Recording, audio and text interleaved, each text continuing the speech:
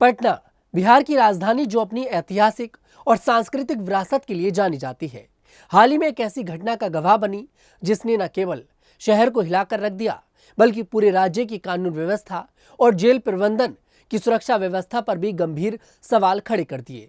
ये घटना थी कुख्यात अपराधी चंदन मिश्रा की दिन दहाड़े गोली मारकर हत्या।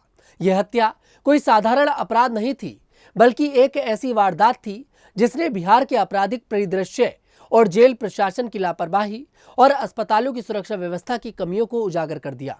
आइए इस घटना के हर पहलू को विस्तार में समझते हैं और जानते हैं कि आखिर कौन था चंदन मिश्रा जिसकी हत्या ने इतना बड़ा तूफान खड़ा कर दिया। नमस्कार, द न्यूज़ 15 देख रहे हैं आप। मैं हूं आपके साथ तनुज दीक्षित। चंदन मिश्रा बिहार के बक्सर जिले का निवासी था। वह कोई साधारण व्यक्ति नहीं था बल्कि पिछले एक दशक से अपराध की दुनिया में सक्रिय एक ऐसा नाम था जिसका जिक्र होने पर लोग खौफ खाते थे। उसका आपराधिक जीवन तब सुर्खियों में आया जब साल 2011 में बक्सर के इंडस्ट्रियल थाना क्षेत्र में दो चर्चित हत्याकांडों में उसका नाम सामने आया। पहली हत्या 20 अप्रैल को भरत राय की थी और दूसरी 26 जुलाई को शिवजी खरवार की। इन हत्याओं ने चंदन मिश्रा को अपराध की दुनिया में एक जाना पहचाना नाम बना दिया, लेकिन यह तो बस शुरुआत थी। चंदन मिश्रा का आपराधिक रिकॉर्ड यहीं तक सीमित नहीं था। उसका नाम बक्सर मॉडल थाना क्षेत्र में जेल क्लर्क हैदर अली की हत्या के मामले में भी सामने आया। इसके अलावा उसने बक्सर के केसरी चुना भंडार के मालिक राजेंद्र केसरी की हत्या भी की थी। इस हत्या के लिए कोर्ट ने उसे आजीवन कारावास की सजा सुनाई थी। इन सभी वारदातों ने चंदन मिश्रा को बिहार के सबसे कुख्यात अपराधियों की सूची में शामिल कर दिया। उसका नाम सुनकर न केवल आम लोग बल्कि अपराधी भी सतर्क हो जाते थे। चंदन मिश्रा बक्सर जेल में अपनी सजा काट रहा था, लेकिन कुछ समय पहले उसे भागलपुर जेल में स्थानांतरित कर दिया गया था। यहीं से उसकी कहानी ने एक नया और दुखद मोड़ लिया। तबीयत बिगड़ने की शिकायत के बाद उसे इलाज के लिए 21 दिन की पैरोल पर पटना लाया गया, लेकिन शायद चंदन को इस बात का जरा भी अंदाजा नहीं था कि यह पैरोल उसकी जिंदगी का आखिरी पड़ाव साबित होगा। पटना के पारस अस्पताल, जो शहर के सबसे बड़े और प्रतिष्ठित अस्पतालों में से एक है, उस दिन सनसनी का केंद्र बन गया जब चंदन मिश्रा को वहां इलाज के लिए लाया गया।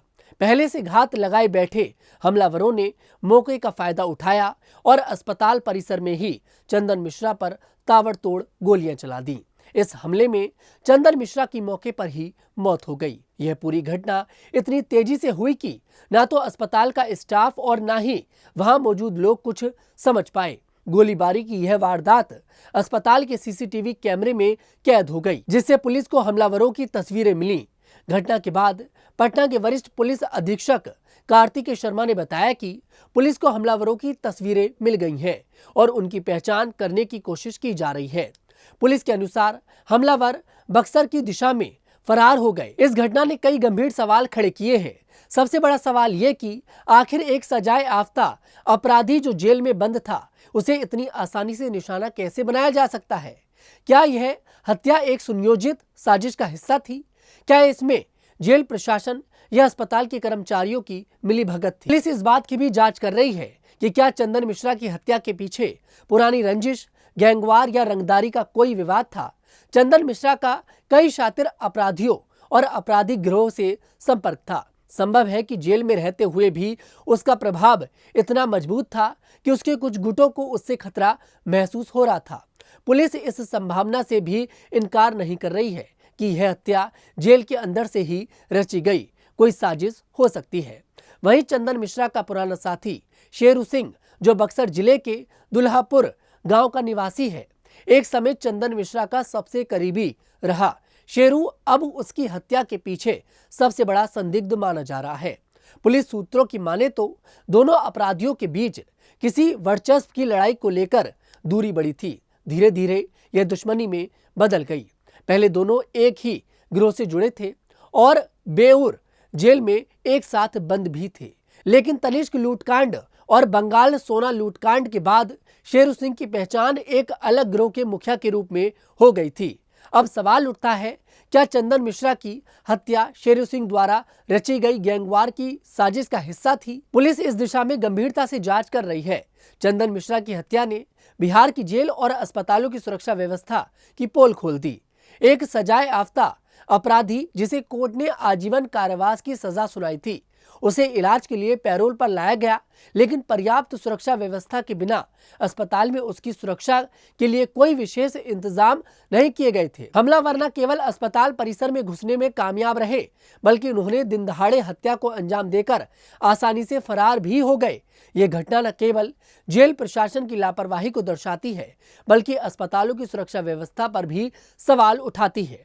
चंदन मिश्रा की हत्या ने एक बार फिर बिहार की कानून व्यवस्था पर सवाल खड़े कर दिए हैं।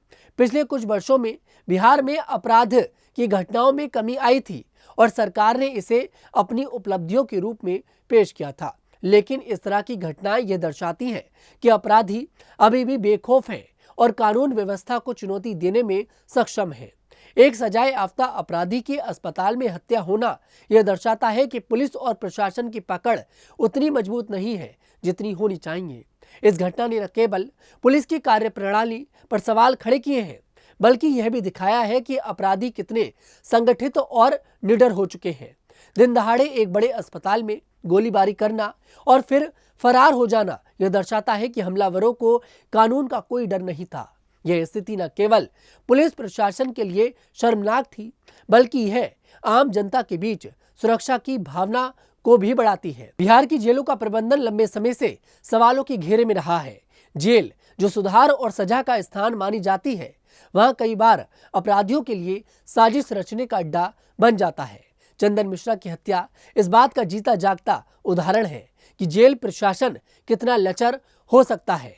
एक सजाए याफ्ता अपराधी को पैरोल पर भेजना और फिर उसकी सुरक्षा सुनिश्चित न करना यह दर्शाता है कि जेल प्रशासन अपनी जिम्मेदारी को गंभीरता से नहीं ले रहा। इसके अलावा यह भी सवाल उठता है कि क्या जेल प्रशासन को चंदन मिश्रा के आपराधिक नेटवर्क और उससे जुड़े खतरों की जानकारी थी? अगर थी तो उसे पर्याप्त सुरक्षा क्यों नहीं दी गई, और अगर नहीं तो यह जेल प्रशासन की खुफिया व्यवस्था की विफलता को दर्शाता है। यह घटना जेल सुधारों की तत्काल आवश्यकता को रेखांकित करती है। जेलों में सुरक्षा व्यवस्था को और सख्त करने, कैदियों की गतिविधियों पर नजर रखने और पैरोल प्रक्रिया को पारदर्शी बनाने की जरूरत है। चंदन मिश्रा की हत्या कोई साधारण घटना नहीं है। यह बिहार की कानून व्यवस्था, जेल प्रबंधन और अस्पतालों की सुरक्षा व्यवस्था की कमियों को उजागर करती है। इस घटना ने यह भी दिखाया कि अपराधी कितने संगठित और निडर हो चुके हैं। ये समय है कि सरकार और प्रशासन इस समय को गंभीरता से ले और इसे रोकने के लिए ठोस कदम उठाए। पहला कदम जेल सुधारों की दिशा में होना चाहिए। जेलों में कैदियों की गतिविधियों पर कड़ी नजर रखनी चाहिए, उनके आपराधिक नेटवर्क को तोड़ने और पैरोल प्रक्रिया को और सख्त करने की जरूरत है। दूसरा, अस्पताल में सुरक्षा व्यवस्था को और मजबूत करना होगा, विशेष रूप से उन मामलों में जहां सजाए याफ्ता अपराधियों को इलाज के लिए लाया जाता है, वहां विशेष सुरक्षा इंतजाम किए जाने चाहिए। तीसरा, पुलिस प्रशासन को अपनी खुफिया व्यवस्था को और मजबूत करना होगा ताकि इस तरह की साजिशों को पहले ही भांपा जा सके। इसके अलावा समाज को भी इस घटना से सबक लेना चाहिए। अपराध की दुनिया में शामिल लोग न केवल अपने लिए बल्कि अपने परिवार और समाज के लिए भी खतरा बनते हैं। चंदन मिश्रा की हत्या इस बात का उदाहरण है कि अपराध का रास्ता अंततः विनाश की ओर ले जाता है। युवाओं को अपराध की दुनिया से दूर रहने और समाज में सकारात्मक योगदान देने के लिए प्रेरित करना होगा। चंदन मिश्रा की हत्या एक ऐसी घटना है जो बिहार की कानून व्यवस्था और जेल प्रबंधन की कमियों को उजागर करती है। ये घटना न केवल पुलिस और प्रशासन के लिए एक चुनौती है, बल्कि यह समाज के लिए भी एक चेतावनी है। अपराधियों के बढ़ते दुस्साहस, जेलों की लचर व्यवस्था और अस्पताल की अपर्याप्त सुरक्षा ने इस घटना को संभव बनाया। अब समय है कि सरकार और प्रशासन इस घटना से सबक ले और ऐसी घटनाओं को रोकने के लिए ठोस कदम उठाए। जेल सुधार, सुरक्षा व्यवस्था में सुधार और पुलिस की खुफिया व्यवस्था को मजबूत करना इस दिशा में पहला कदम हो सकता है। साथ ही समाज को भी अपराध के लिए एकजुट होकर इस तरह की घटनाओं को रोकने में अपनी भूमिका निभानी होगी। केवल तभी हम एक सुरक्षित और अपराध मुक्त समाज की दिशा में आगे बढ़ सकते हैं। ये कहानी आपको कैसी लगी कमेंट सेक्शन में जरूर बताइएगा। मैं तनुज दीक्षित फिर आपसे मुलाकात करूंगा, तब तक के लिए मेरे साथ देखते रहिए न्यूज़ 15।